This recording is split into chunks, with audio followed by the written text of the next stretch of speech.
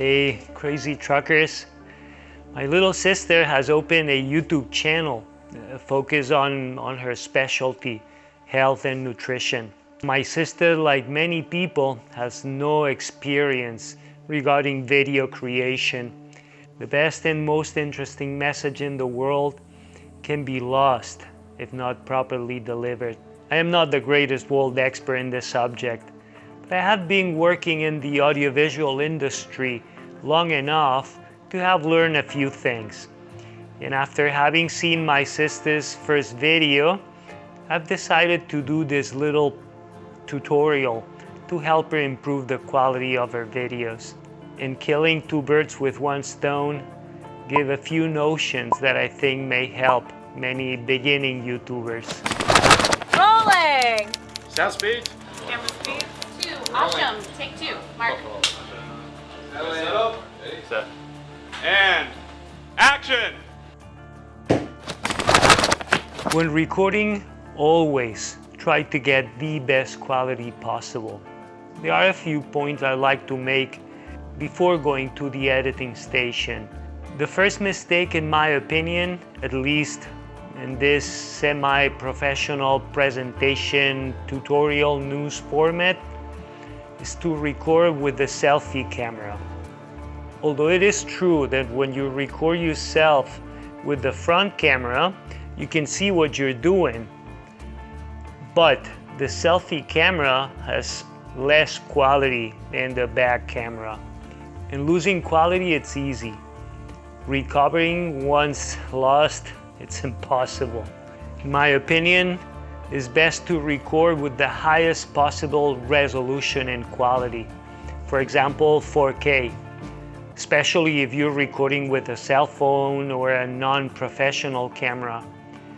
Recording at the highest quality and resolution allows you to zoom in or reframe your shot afterwards. And as I said before, reducing quality is a very simple process. You can always render your project in Full HD, which is usually more than enough for videos in YouTube. When recording, try, if possible, not to do it in a very small room. It gives a somehow claustrophobic feeling. Also, try to put some distance between you and the back wall. Being too close to the wall may look like a little like those mug shots the cops take when people get arrested. Also, depending on the light, there might be some hard and ugly shadows on the wall. When you frame the shot, do not leave too much room above your head. That also gives a very strange feeling, like the typical picture of a tourist in front of the Eiffel Tower.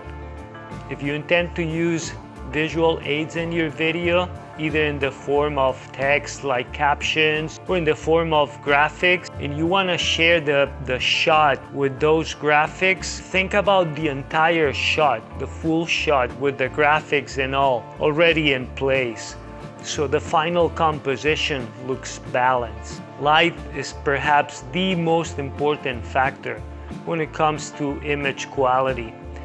Unfortunately, the job of a DOP, a director of photography, is a very difficult one.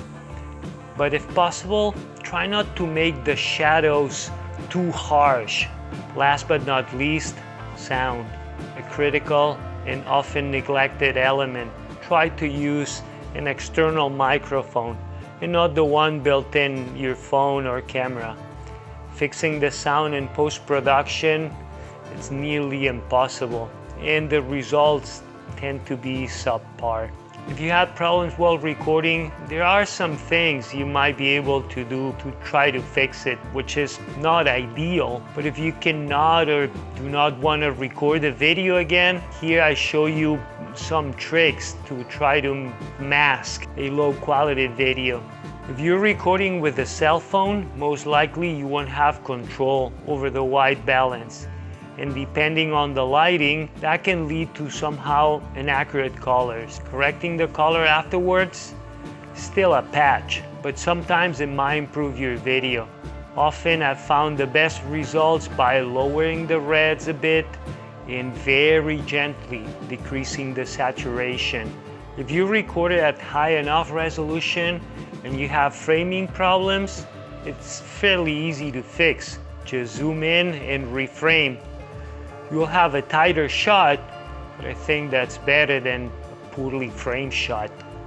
Last but not least, if you get to the editing room and you find yourself with serious lighting or out of focus trouble, well, then it's probably best to record your video again. If things come to worse, you can try botching around, like what I've done in some of my videos, which is to find an excuse to further mess up the image, such as putting a mask on top like this old TV, in which the glass of the TV is a mask with a low opacity, like 10-20%, trying to simulate the look of those old 60s and 70s TVs. Once again, I must say that I'm neither a DOP nor these are the 10 commandments. It also depends on the type of videos you're making. This is not an exact science. Experiment, try new things, make mistakes and learn. At least that's what I'm trying to do. At the end of the day, nothing beats a well-written script on an interesting topic. That's the really difficult part, if you ask me. If you think someone you know may like this video or it can be somehow useful to them, share it. The bigger the conversation on this topic, the higher the chances of reaching some understanding. And who knows, maybe also of reaching that eureka moment that is so cool. Smell you later. That was awesome. Good. Yeah. Great, I'm happy. It's a cut. That's a cut.